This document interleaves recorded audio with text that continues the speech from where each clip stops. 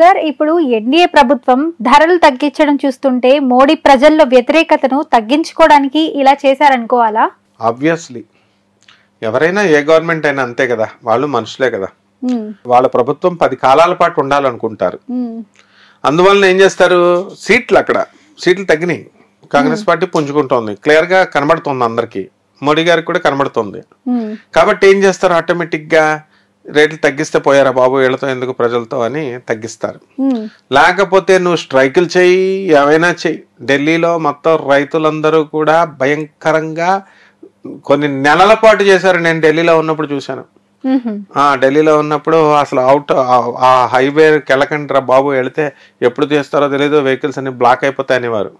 అందువలన మేమంతా కూడా, మా స్టూడెంట్స్ అంతా కూడా ఢిల్లీ ఆ రోడ్ల మీదే వెళ్ళొద్దురా అంటే వీళ్ళు ఆగ్రాలును మధురాలు తిరుగుతూ ఉండేవారు. వీళ్ళు ఆ హైవే కాపలాగా ఆయలాగా చచ్చేవాళ్ళం. ఆ రైతులంతా కూడా అలాగే చేశారు, కంటిన్యూస్ చేశారు మోడీ గారి మీద వ్యతిరేకతతో. అప్పుడు ఆ ఫార్మర్స్ యాక్ట్ రైతులకి ఇది చేశారండి. హర్యానా నుంచి అక్కడి నుంచి వచ్చే స్ట్రైక్ అనమాట. సో ఈ విధంగా జరుగుతూ ఉంటాయి. పాపం మోడీ గారు ఎన్ని మంచి పనులు చేస్తున్నా అందరూ తప్పులు ఎతకడానికి చూస్తారు. లేకపోతే ఏ పార్టీ కూడా ఏమీ పరిపూర్ణం కాదు, వీళ్ళంతా మానవ మాత్రులే కదా.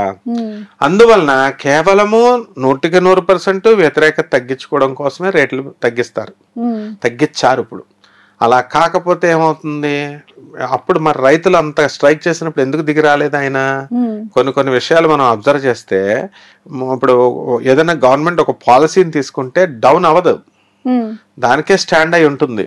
ప్రజల నుంచి వ్యతిరేకత బాగా పెరిగిపోతే అమ్మో ఇది మన అస్తిత్వానికే, మన ఎగ్జిస్టెన్స్కే ఇది ప్రమాదం అని అనుకున్నప్పుడు దిగుతుంది గవర్నమెంట్. కాబట్టి ఆ విధంగా ఇప్పుడు ఏంటంటే, ఇది కనుక తగ్గించకపోతే ప్రజలు గ్యారంటీగా కాంగ్రెస్ గుద్దేస్తారు రా నాయన ఎందుకు వచ్చిన గొడవ అని చెప్పేసి ఇప్పటి నుంచి ఆయన తెలివిగా దూరదృష్టితో తగ్గించుకుంటూ వస్తున్నారు. ఇందులో ఏమీ లేదు, ఇదే చిదంబర రహస్యం అనమాట. చిదంబర రహస్యం అంటే ఏముండదు, గుడి అని చెప్పి లోనికి వెళ్ళిన తర్వాత ఒక గుడ్డ తీస్తారు. మనమేమో ఏదో విగ్రహం ఉంటది కదా అనుకుని మనం వెళ్తాం, తీస్తే గోడ ఉంటది అంతే, తెల్ల గోడ. ఇదే చిదంబర రహస్యం అంటాం అనమాట. సో అక్కడ గవర్నమెంట్ ఏంటంటే ట్రాన్స్పరెంట్ గా చేస్తున్నాడు ఆయన. అందువలన ఇది కూడా, ఈ విషయం కూడా ట్రాన్స్పరెంట్ గా మనం చెప్పాలి. కేవలం భయం వల్లనే ఈ రేట్లు అన్ని తగ్గించడం జరుగుతుంది. కనీసం ఈ విధంగా ప్రజలు బాగుపడితే మంచిదే కదా, తక్కువ రేట్లకి. ఆంధ్రాలో జగన్ గారు ఎందుకు ఓడిపోవడానికి కారణమైంది ఇందుకే అనమాట. ఏంటంటే ఆయన ఇచ్చేదేమో తక్కువ, కరెంటు బిల్లులు మోపెడు అని చెడ్డపేరు వచ్చేసింది.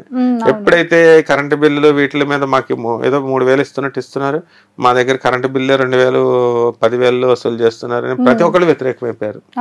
అదే విధంగా అలాంటి ఎఫెక్ట్ ఆయన కళ్ళతో చూశాడు కాబట్టి ముందు జాగ్రత్త పడుతున్నారు అనమాట.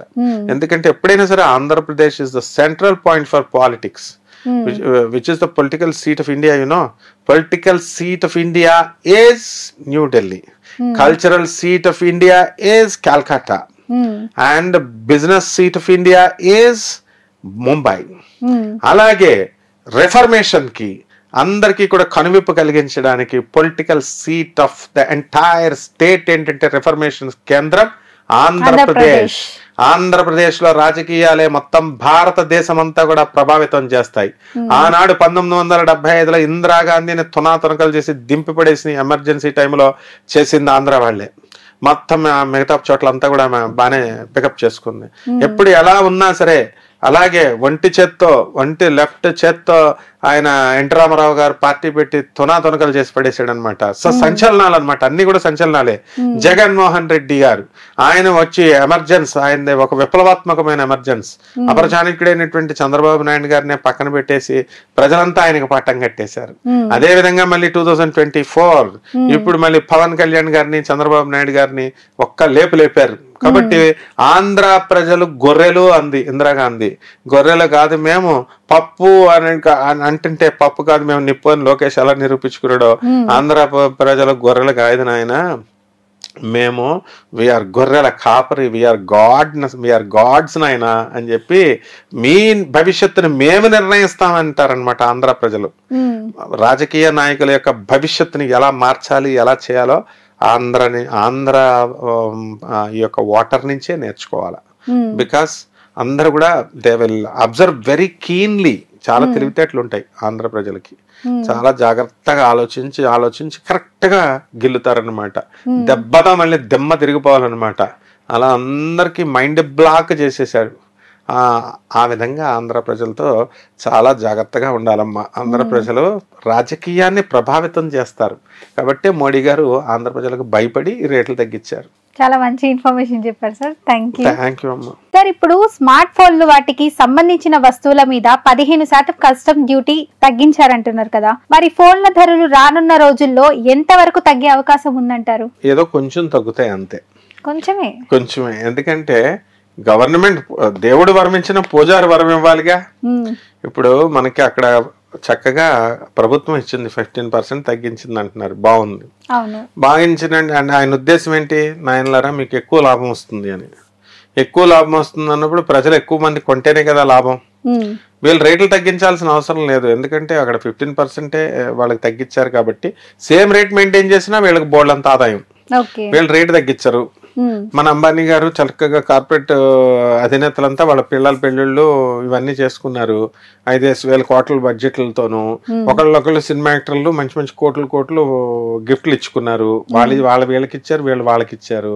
మరి బడ్జెట్ ఈ లోటంతా ఎవరి మీద వేస్తారు, ప్రజల మీద వేస్తారు.